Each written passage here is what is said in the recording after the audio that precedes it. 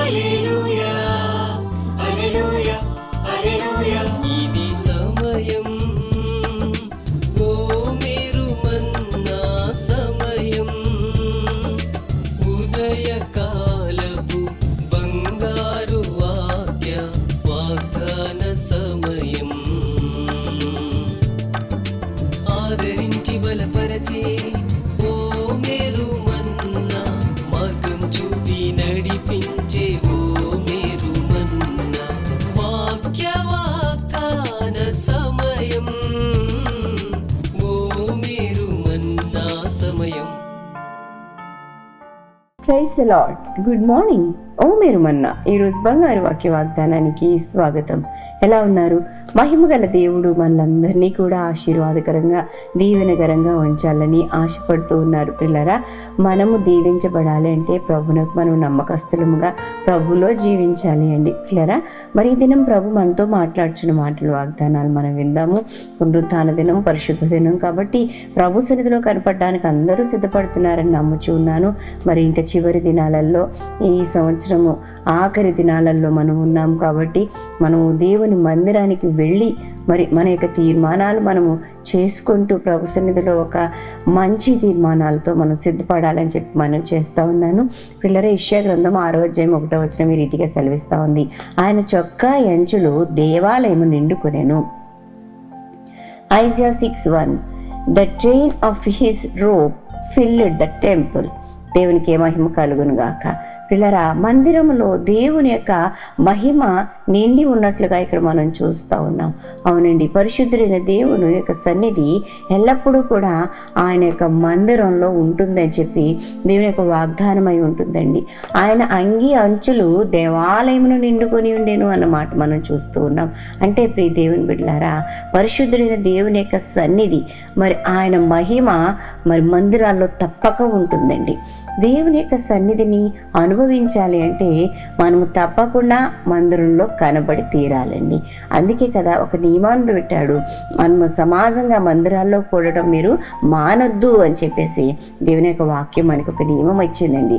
మనం మందిరాలకు వెళ్ళడం మానకూడదండి. దేవుడు ఎక్కడైనా ఉంటాడులే, మన ఇంట్లో కూర్చున్నా జరిగిపోతుంది, ఆన్లైన్లో చూసినా పర్వాలేదులే అని చెప్పి చాలామంది రాజీ పడిపోతూ ఉంటారు. ఇలాంటి రాజీ పడే బ్రతుకులు మనకొద్దు.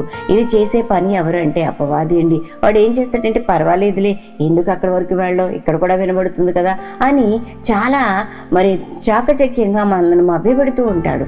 అయితే ప్రియ దేవుని బిడ్డారా, నీవు దేవుని సన్నిధానానికి వస్తే ఆయన మహిమతో నింపబడతావు. ఆయన సన్నిధిని సంపూర్ణంగా అనుభవించగలుగుతావండి. దేవునికి స్తోత్రం. ప్రభు ఎక్కడ ఉంటారు అంటే మన పక్కనే ఉంటారని చెప్పి మనకు తెలుసు. అయితే ఆయన నియమ నిబంధనలను ఎవరైతే పాటిస్తూ ఉంటారో వారితో నిత్యము సహవాసం చేస్తూ ఉంటారండి. ప్రియ దేవుని బిడ్డలారా, ఆయన సన్నిధిని మన పైన కప్పుతారండి. దేవునికి స్తోత్రం.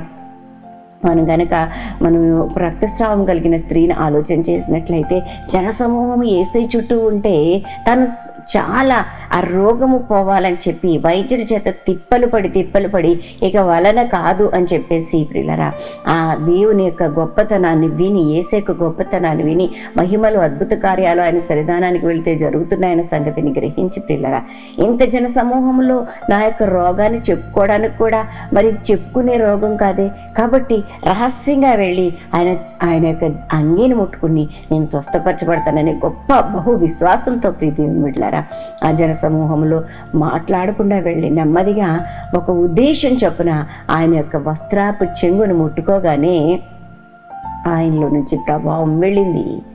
ఆ యొక్క రక్తస్రావం గల స్త్రీని ముట్టింది. వెంటనే ఆమె యొక్క రక్తస్రావం కట్టుపడిందని చెప్పి పరిశుద్ధ లేఖనంలో రాయబడ్డ చూస్తూ ఉన్నాం.